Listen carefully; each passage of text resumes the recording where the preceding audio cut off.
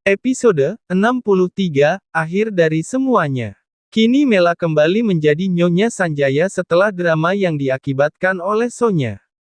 Kini Mela mengurus semua keperluan Herdi dan keempat anaknya, seperti pagi ini Mela membangunkan Rio, Mia, dan juga Kenzo. "Ayo semuanya sarapan," kata Mela. "Yes bunda," jawab mereka serempak.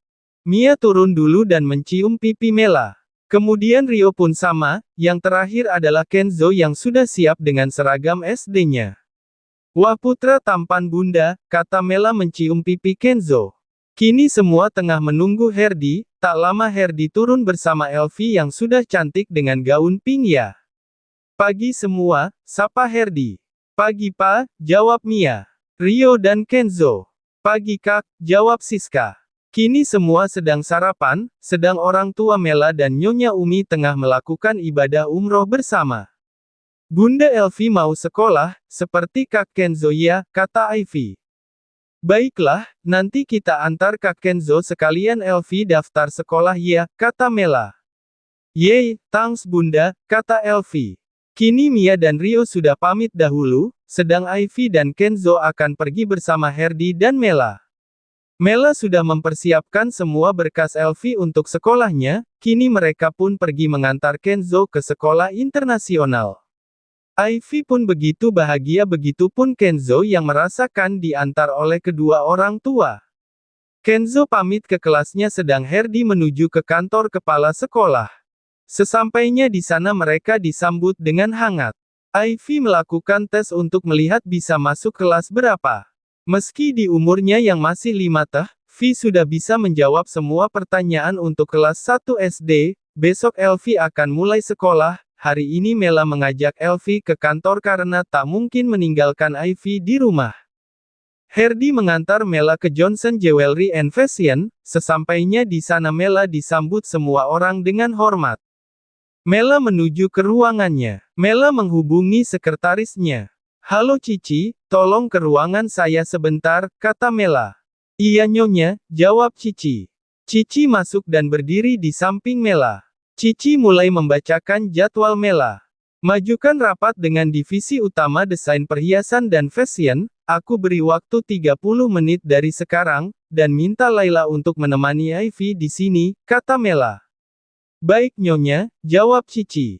Mela sudah menuju ruang rapat sambil membawa tabletnya, sedang Ilvi ditemani Laila. Cici mengikuti Mela.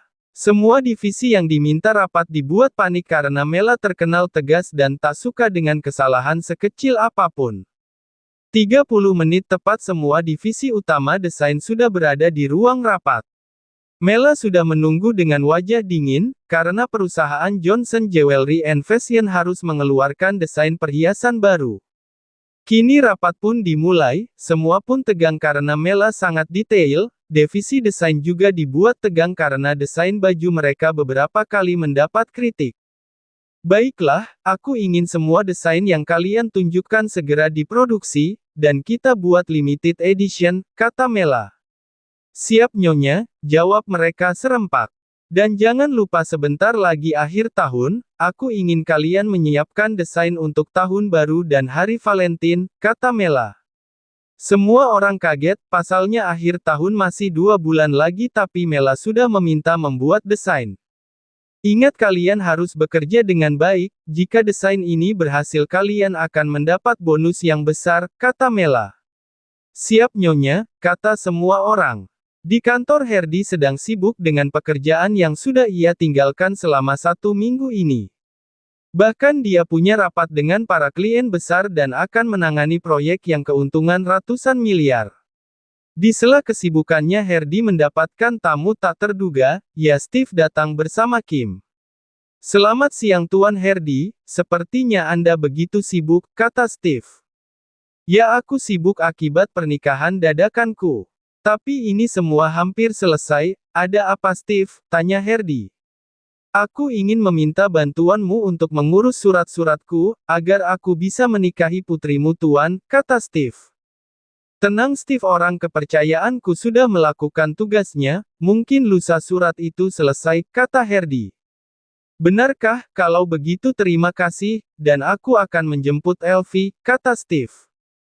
Baiklah, dan aku juga harus rapat, dan apa kau begitu senggang hingga bisa santai, kata Herdi. Maaf ya tuan, aku pemilik perusahaannya jadi aku bisa melakukan apapun, hahaha. Meskipun itu tak benar, kata Steve. Dasar kau Steve, kata Herdi. Baiklah aku pamit, karena aku sudah merindukan Princess Ivy-ku, kata Steve. Steve meninggalkan kantor Herdi dan menuju ke gedung Johnson Jewelry and Fashion. Di sana Steve disambut hormat oleh setiap karyawan. Dan Steve melihat kesibukan dari divisi desain. Steve tersenyum meski Mela bukan menjadi Nyonya Johnson tapi dia tetap mau menjadi CEO di Johnson Jewelry and Fashion. Sekretaris Mela pun hormat saat melihat Steve datang bersama Kim. Apa dia di dalam? Tanya Steve. Iya tuan, Nyonya dan Nona ada di dalam, kata Cici. Steve masuk ke dalam, di sana nampak Elfie yang sedang bermain bersama dua boneka tadi bear besar dan sambil menonton kartun SpongeBob SquarePants kesukaannya. Halo, Princess, apa kau tak merindukan Daddy? Kata Steve merentangkan tangannya.